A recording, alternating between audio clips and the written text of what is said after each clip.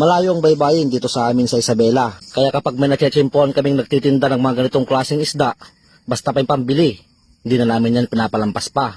Ito po ay isda kung tawagin ay flying fish. At niluluto ko itong pinangat sa santol.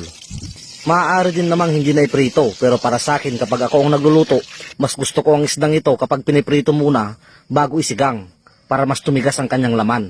Dito sa ating maliit na tulyasi, inilagay ko na ang luya at sibuyas. Sunod ko namang inilagay ang mga santol.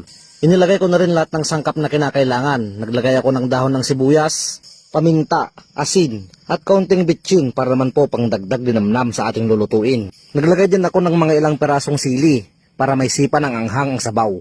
At pagkakulong ay sunod ko namang inilagay ang ating mga piniritong isda.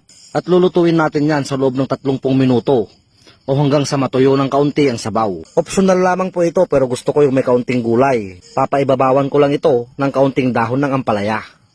At ito na nga po mga bossing, luto na ang ating pinangat sa santol na isdan lawin o flying fish kung tawagin.